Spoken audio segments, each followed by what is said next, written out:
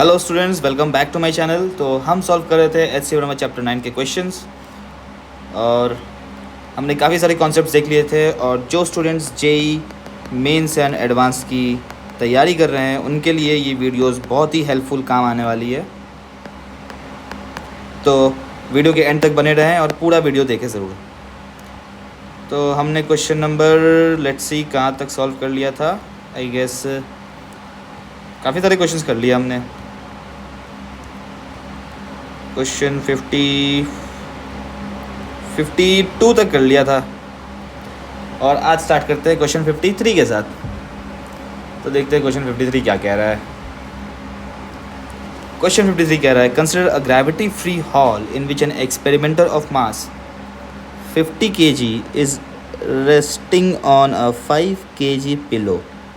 एक एक्सपेरिमेंटर है जिसका 50 kg मास है और वो एक 5 kg के पिलो के ऊपर आराम फरमा रहा है, ठीक है। And that is 8 feet above the ground. अब ग्रेविटी फ्री है तो हवा में ही है ये दोनों।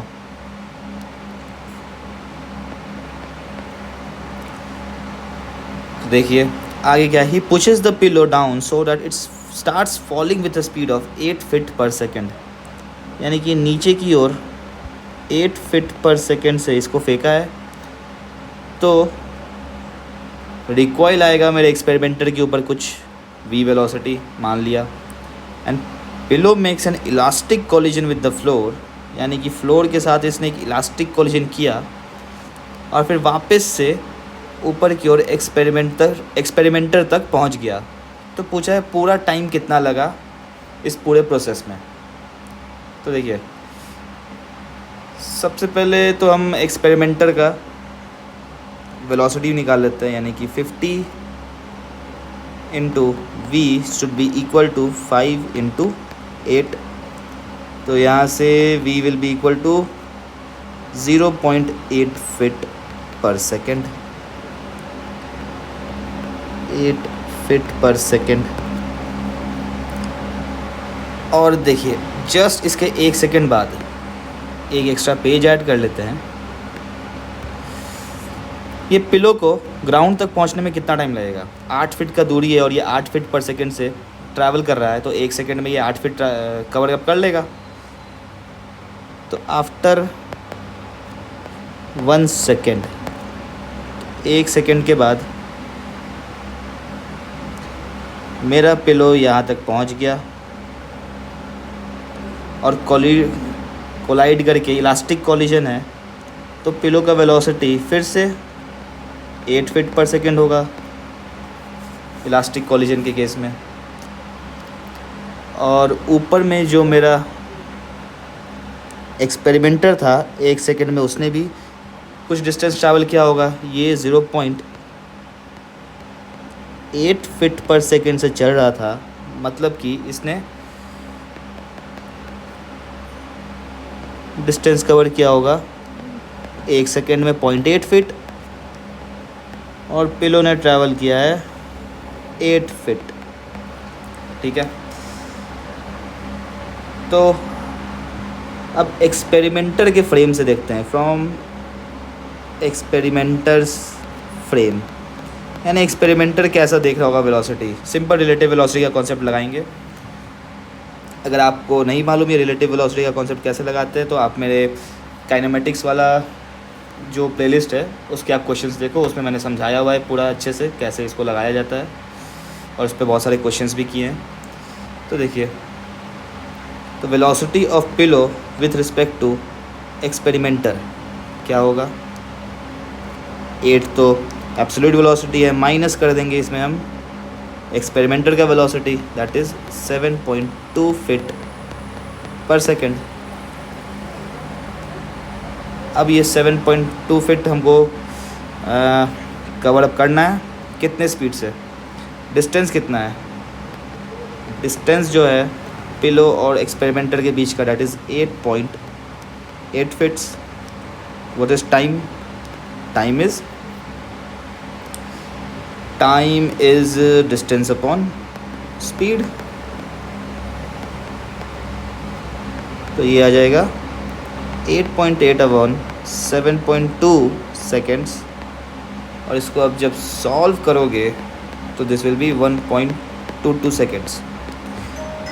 बट ये तो ग्राउंड से डिस्टेंस है ना। अभी देखिए 1 सेकेंड और इलैप्स हो चुका है, तो टोटल जो टाइम होगा, टोटल टाइम विल बी जो 1 सेकेंड पिलो को आने में लगा ग्राउंड तक, प्लस वापस ग्राउंड से फिर एक्सपेरिमेंटर तक आने में जो लगा, दैट इज़ 2.22 सेकेंड्स।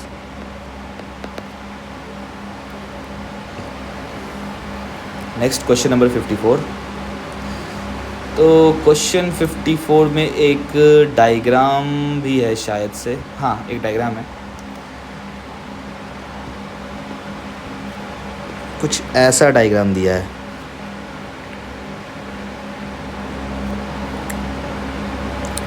और यहाँ पे एक आदमी लेटा हुआ है,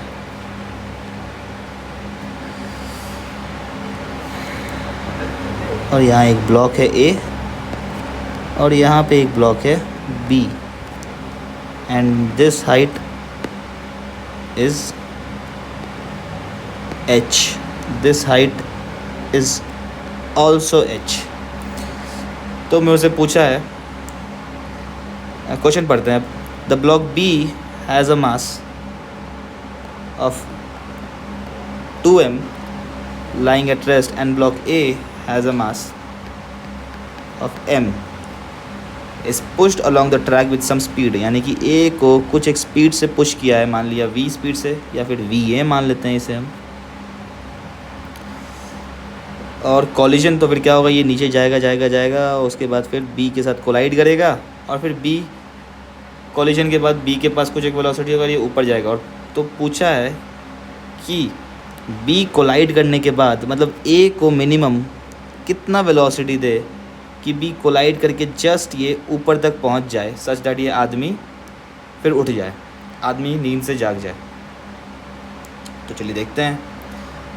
तो देखिए B को मिनिमम कितना वेलोसिटी चाहिए होगा, मतलब सिंपल एक क्वेश्चन पूछूं मैं, B के पास कितना वेलोसिटी होना चाहिए सच दैट ये इतना हाइट तक पहुंच जाए। तो VB should be √2gh, h height तक आने के लिए, ठीक है। मतलब कि A का B के साथ कोलिजन के लिए, A का B के साथ कोलिजन के बाद B का वेलोसिटी √2gh हो जाना चाहिए। बस फिर ये चीज़ अगर आप समझ गए तो आगे का चीज़ें आसान है। तो देखिए, अब जब VA से फेंका है तो जस्ट कॉलिजन के बाद, जस्ट कॉलिजन के पहले A का वेलोसिटी यहाँ पे कितना होगा, ये VA डैश मान लिया, तो what will B VA dash. तो इनिशियल मोमेंटम कंजर्व कर देंगे कॉलिजन के पहले और कॉलिजन के बाद। तो कॉलिजन के पहले सिर्फ A मूव कर रहा था with MA into VA dash, और कॉलिजन के बाद मेरा A कुछ मान लिया VA डबल डैश से मूव कर रहा है प्लस, और कॉलिजन के बाद B को √2gh वेलोसिटी मुझे देना है। तो this is my equation number 1, और A और B का, MA और MB का वैल्यूज़ पुट कर देते हैं। तो MA is m VA dash equal to m VA double dash plus 2m √2gh। m cancel out हो गया, और VA डैश आ गया मेरे पास, VA double dash plus 2√2gh। This is my equation number 1। और दूसरा इक्वेशन मुझे मिलेगा कोएफिशिएंट ऑफ रेस्टिट्यूशन से। मुझे मालूम है टोटली इलास्टिक कॉलिजन है, मतलब कि E इज़ इक्वल टू 1। तो velocity of approach will be equal to velocity of separation. What is my velocity of approach? Velocity of approach ये VA डैश से अप्रोच कर रहा है, और सेपरेशन क्या होगा, वेलोसिटी ऑफ सेपरेशन जो होगा उसके बाद √2gh से सेपरेट हो रहा है, और माइनस मेरा जो कॉलिजन के बाद A का है कुछ VA डबल डैश है, this is my equation number 2। अब हमें क्या चाहिए, हमें वी ए डैश पता करना है क्या होगा, ठीक है। तो वी ए डैश पता करने के लिए एक काम करते हैं, दोनों 1 और 2 को ऐड कर देते हैं। तो दोनों 1 + 2 इक्वेशंस को ऐड कर देंगे तो मुझे 2 V A dash equal to V A double dash will be cancelled out, और 2 + 1 दिस इज 3√2GH। तो यहाँ से मुझे वी ए डैश का वैल्यू मिल गया, दैट इज़ 3/2√2GH। और मुझे अब वी डैश पता चल गया, तो वी डैश पता चल गया। अब यहाँ से मुझे निकालना है वी ए पता करना है। तो मैं ए के लिए इस पॉइंट और इस पॉइंट पे एनर्जी कंजर्वेशन लगा दूंगा। तो इस पॉइंट पे कितना एनर्जी होगा, ½ ma/VA² प्लस ma/GH, और इस पॉइंट पे एनर्जी कितना होगा, इक्वल टू ½ ma/VA²। ठीक है, बस अब वैल्यूज़ पुट करना है मुझे। तो ½ ma कैंसिल आउट कर देते हैं हम, तो ½ VA² plus GH is equal to VA' कितना होगा, 1/2 तो पहले से, और VA' 9/4 × 2GH। ये 2 और ये 2 कैंसिल आउट हो गया। तो यहाँ से मुझे VA²/2 मिल गया, 9/4 - 1 दैट इज़ 5/4GH। और यहाँ से VA का वैल्यू पता चल गया मुझे, ये कैंसिल आउट 2 टाइम्स हो गया, VA हो जाएगा √5/2GH। And this is the answer. Next question number 55 देखते हैं। क्वेश्चन नंबर 55 में भी एक डायग्राम है। हाँ, ये डायग्राम मैं बना देता हूँ पहले। एक ट्रैक दिया है और ये सेमी सर्कुलर ट्रैक है जो कि एक हॉरिजॉन्टल प्लेटफॉर्म से फिर कनेक्टेड है। ठीक है, यहाँ तक सेमी सर्कल है और उसके बाद ये हॉरिजॉन्टल है, और कहा है, और यहाँ पे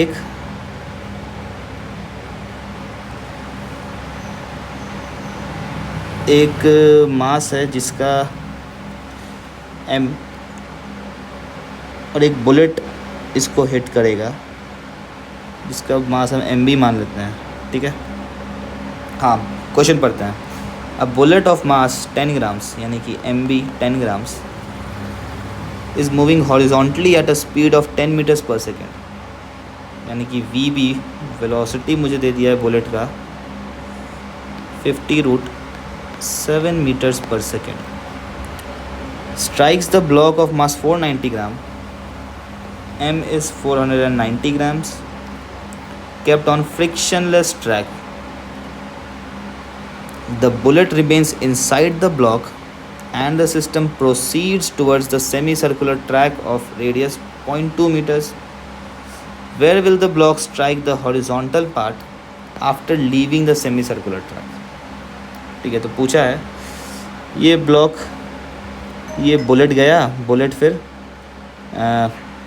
ये मास में ये ब्लॉक में हिट करने के बाद ये ब्लॉक के अंदर ही रह गया, और अंदर ही रहने के बाद फिर क्या होगा, ब्लॉक कुछ वेलोसिटी होगा, आगे जाएगा आगे जाएगा आगे जाएगा, और आगे जाते जाते फिर मान लिया यहाँ तक गया सेमी सर्कुलर तक, और इसके बाद फिर ये फॉल हो गया। तो ये फॉल होके फिर पूछा ये कहाँ पे हिट करेगा, मेरे इस हॉरिजॉन्टल प्लेटफॉर्म पे। तो ये डिस्टेंस पूछा है मेरे से, तो कर देते हैं हम इसे। तो सबसे पहले तो हम ये निकाल लेते हैं कि हिट करने के बाद कितना वेलोसिटी रहा होगा मेरा मास और बुलेट का मिला करके। तो इनिशियली मेरा बुलेट का mass that is 0.01 kgs into 50√7. This is my momentum of the bullet, initial momentum equal to final momentum after collision. तो that is 0.01 bullet plus block का मास, क्योंकि दोनों फिर एक साथ हो गए हैं, मास बुलेट जो है वो मास के अंदर ही रह गया, इनटू कांस्टेंट कुछ कॉमन वेलोसिटी से दोनों जा रहे होंगे, मान लिया vc। तो यहाँ से अगर हम vc देखें तो vc will be √7 metres per second. ठीक है, अब देखिए, अब मैं मान लेता हूँ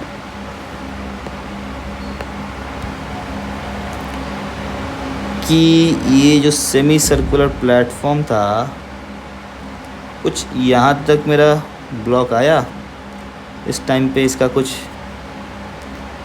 वेलोसिटी होगा v, और इस पॉइंट पे इसने छोड़ दिया कांटेक्ट, और कांटेक्ट छोड़ के कहीं ये गिरा है। तो मुझे वो पता करना है कहाँ पे ये छोड़ा होगा। तो v कैसे निकालेंगे? देखिए v जहाँ पे, मैंने ये पहले सर्कुलर मोशन के क्वेश्चंस में करा चुका हूँ मैं, ये जहाँ पे सेंट्रीपिटल फोर्स या centrifugal force mv²/r will be equal to, ये मान लेते हैं हम इस एंगल को थीटा, तो ये एंगल भी थीटा हो जाएगा। तो इस साइड को जो फोर्स आएगा, radial force, that will be mg cos theta. तो जहाँ पे centripetal force mg cos theta के बराबर होगा, वही पॉइंट होगा जहाँ पे सर्कुलर ट्रैक से कांटेक्ट छोड़ देगा मेरा ब्लॉक। तो उस जगह पे वेलोसिटी कितना होगा? Velocity will be vb will be √gr cos theta. ठीक है, अब बस हमें एनर्जी इक्वेशंस लगा देना है, एनर्जी का कंजर्वेशन लगा देना है, एक जब ब्लॉक मेरा इस पॉइंट पे है और फाइनली जब इस पॉइंट पे आ गया है। तो देखते हैं इनिशियली क्या होगा। इनिशियली मेरे ब्लॉक के पास सिर्फ एक काइनेटिक एनर्जी है, ½ mvc² इक्वल टू, फाइनली क्या हुआ है? फाइनली मेरे ब्लॉक के पास एक तो पोटेंशियल एनर्जी है 0.5, that is m into g, gravity को मैंने 10 लिया है, इंटू हाइट। हाइट कितना होगा? ये हाइट होगा, यहाँ तक तो हाइट है r, और ये हाइट होगा r cos थीटा, यानी कि r plus r cos theta मेरा हाइट हो गया यहाँ से, और plus kinetic energy that is ½ m into v²। v² क्या है? gr cos theta. बस यहाँ से आप जब पुट करोगे तो cos थीटा का वैल्यू निकल जाएगा। देखते हैं, ½ m vc वॉज √7, तो vc का square is 7 equal to 0.5 into 10 into r was 0.2, right? हाँ 0.2, 0.2 into 1 plus cos theta plus 1/2 into 0.5 into 10 into 0.2 into cos theta. सिर्फ cos थीटा अननोन है यहाँ पे। cos थीटा का वैल्यू देख लेते क्या होगा। ये देखेंगे, एक सेकेंड, पहले तो मैं हाफ सब जगह से कैंसिल कर देता हूँ। ये हाफ, ये हाफ और ये हाफ कैंसिल आउट हो गए। तो ये टर्म बन गया 0.5 into 7, 3.5 equals to, this is my 2, तो this is 2 plus 2 cos theta, और ये बन जाएगा 2 इंटू 0.5 यानी कि 1 प्लस cos थीटा। तो यहाँ से 3 cos theta will be equal to 1.5, 3.5 minus 2, और यहाँ से cos थीटा का वैल्यू आ गया 1/2, यानी कि थीटा इज़ 60 डिग्रीज़। तो वी बी कितना होगा? V B will be √2 root G R cos theta. तो G R is 10 into R is 0.2 into cos theta is 1/2। तो ये हो गया 1, यानी कि 1 मीटर्स पर सेकेंड। बस अब मुझे वी भी पता चल गया, थीटा पता चल गया। तो देखिए यहाँ से यहाँ पे मेरा ब्लॉक है, ये जा रहा है इस तरफ। कितने एंगल पे जा रहा होगा ये? अगर ये एंगल थीटा है तो ये एंगल भी थीटा ही होगा। तो यानी कि ब्लॉक मेरा यहाँ से 1 मीटर्स पर सेकंड से 60 डिग्री एंगल पे जा रहा है। तो पता करना है कि इसका रेंज क्या होगा। बहुत ही सिंपल क्वेश्चन है।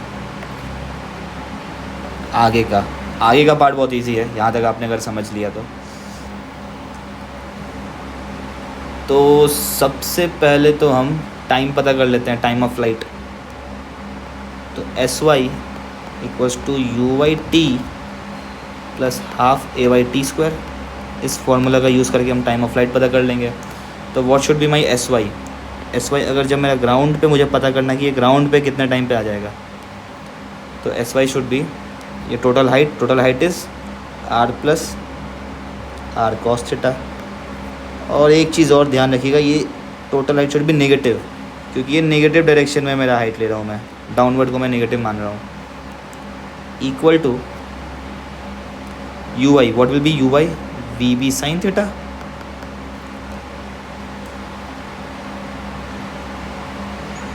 Into T plus half times of A Y gravity is minus G, gravity नीचे की तरफ एक्ट कर रहा है, इंटू टी स्क्वायर। तो यानी कि minus 0.2 into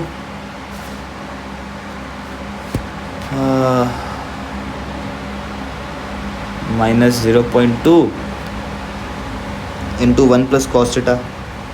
1 plus cos theta is 1/2, 1/2 plus 1 is 3/2 equal to V B is 1, sine theta is √3/2 into T plus, sorry यहाँ माइनस होगा, माइनस 10/2 इज़ 5t स्क्वायर। तो यहाँ से मेरे पास आ गया 5t square minus √3/2t minus 0.3 equal to 0। ये एक क्वालिटी की क्वेश्चन आ गया। और चलिए इसके रूट्स पता कर लेते हैं। इसके जो रूट्स होंगे मैं आपको डायरेक्टली बता दे रहा हूँ। 5t square minus √3/2 and minus 0.3। तो इसका एक रूट जो आएगा दैट विल बी 0.346 और जो दूसरा रूट आएगा that will be minus 0.173 seconds में है। तो ये तो रिजेक्ट कर दिया मैंने इसे, नेगेटिव टाइम पॉसिबल नहीं है। तो this is my time of flight. बस टाइम ऑफ फ्लाइट पता कर लिया तो range will be equal to ux into time of flight. What is my ux? Ux is vb cos theta into time of flight is 0.346. तो आप जब इसे solve करोगे तो ये आएगा cos theta is 1/2 into 0.346, यानी कि अराउंड 0.173 आ गया। मतलब कि 0.173 अगर हम देखें तो ये डिस्टेंस कितना होगा? This will be R sine theta, यानी कि this is sorry R sine theta 0.2 into sine 60, 0.2 into sine 60, तो ये भी 0.173 ही आ रहा है। यानी कि ये एग्जैक्टली एक तरह से देखें तो इस पॉइंट पे हिट करेगा जहाँ पे मेरा सेमी सर्कुलर ट्रैक शुरुआत हो रहा था। And hence this question is also solved. Next question number 56। Question number 56 फिर से काफ़ी बढ़िया क्वेश्चन है। इसमें देखिए क्या दिया है, एक डायग्राम है कि एक कील से दो बॉल्स को यहाँ पे स्टार्टिंग में रखा है, ये भी एल लेंथ, ये भी एल लेंथ, इसका मास m और इसका मास 2m, और कहा है यहाँ से फिर छोड़ा है, तो छोड़ेंगे यहाँ से तो ये बॉल कुछ नीचे जाएगा, ये भी कुछ नीचे जाएगा।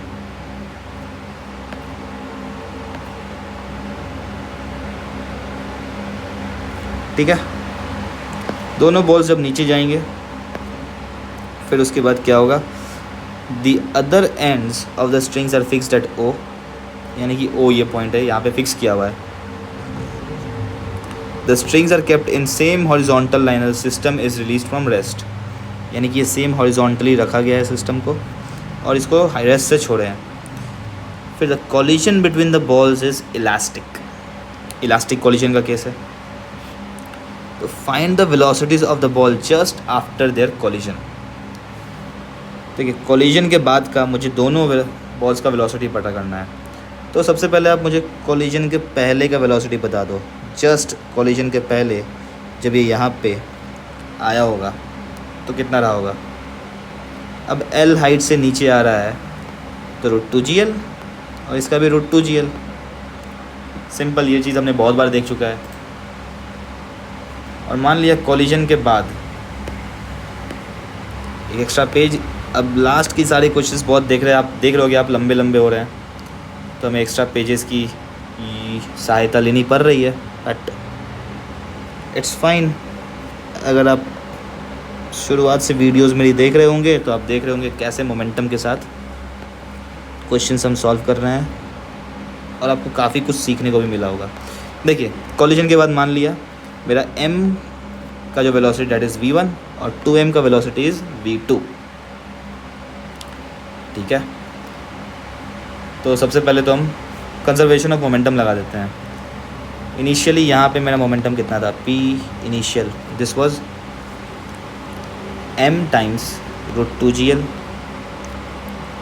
Minus 2m times √2gl। इसका मोमेंटम पॉजिटिव और इसका मोमेंटम विल बी नेगेटिव, तो इनिशियल मोमेंटम आ गया यहाँ से -m√2gl। p फाइनल क्या होगा, p फाइनल विल बी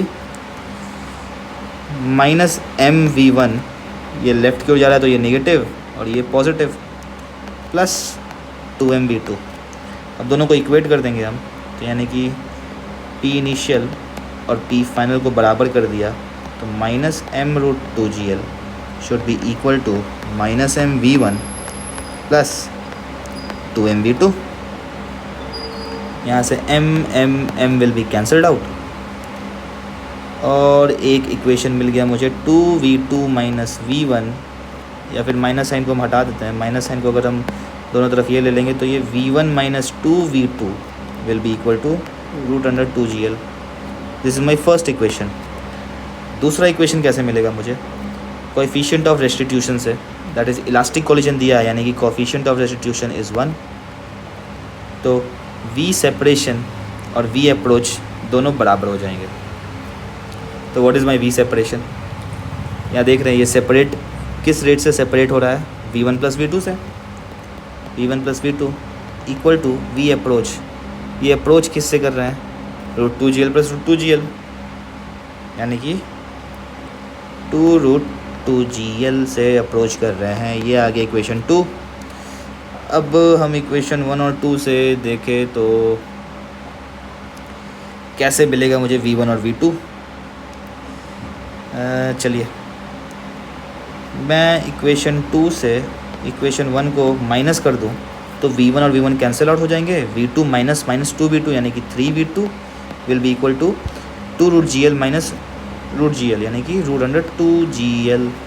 तो V2 पता चल गया मुझे 1/3√2GL। बस अब ये V2 का वैल्यू यहाँ पे रख दीजिए, तो V1 will be equal to 2 minus 1/3। 2 minus 1/3 is 5/3√2GL। That's my answer. चलिए नेक्स्ट क्वेश्चन नंबर 57 की ओर चलते हैं। क्वेश्चन 57 कर रहा है कि एक uniform chain of mass m and length L is held vertically in such a way that its lower end just touches the horizontal floor। यानी कि ऐसा एक सिचुएशन दिया भाई, एक चेन है जिसका मास m और लेंथ L है और जो लोअर एंड है वो जस्ट टच कर रहा है ग्राउंड को। अब बोला है कि the chain is released from rest at this position. यहाँ से चेन को छोड़ दिया है, तो any portion that strikes the floor comes to rest and assuming that the chain does not forms a heap.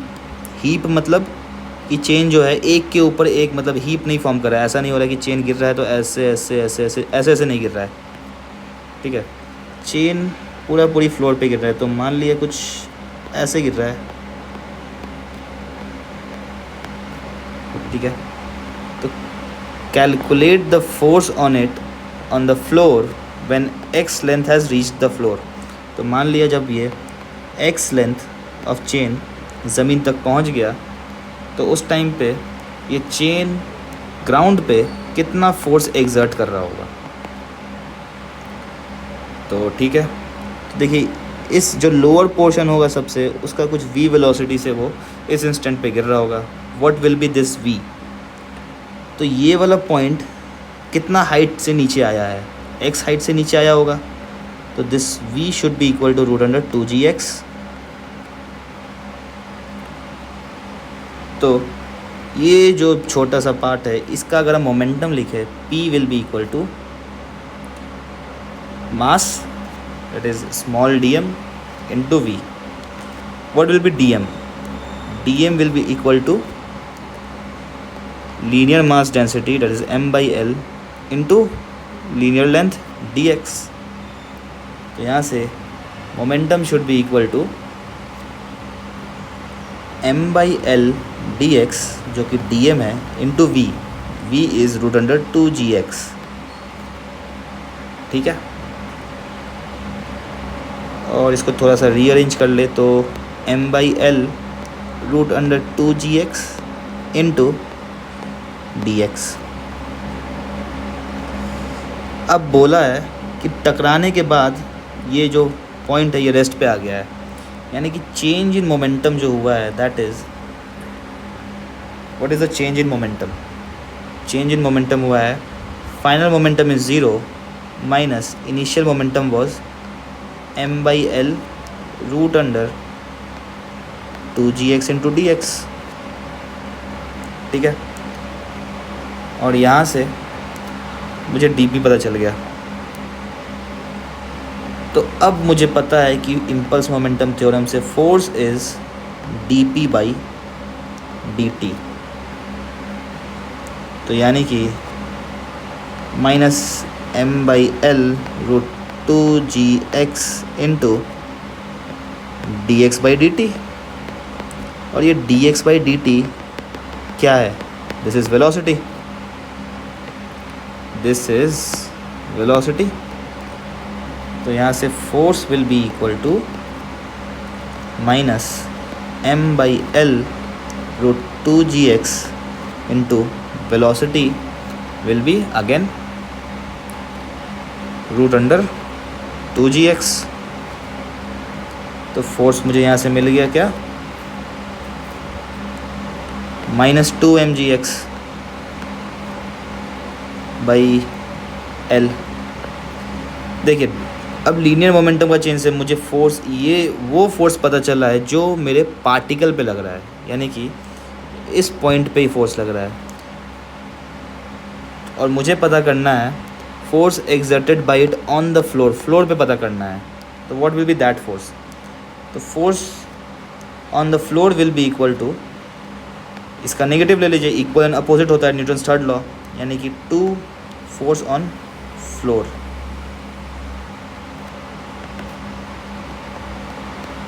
यानी कि 2 mgx/L। ये तो चेंज इन मोमेंटम के कारण फोर्स हो गया। बाकी ये जो चेन का पार्ट है जो ऑलरेडी नीचे गिर चुका है, ये पार्ट भी अपना वेट लगा रहा होगा फ्लोर पे, तो दैट विल बी प्लस, कितना लगा रहा होगा,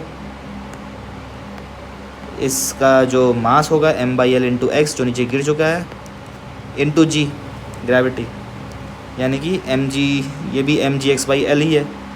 तो टोटल फोर्स हो गया 3 mgx/L, and this is the answer.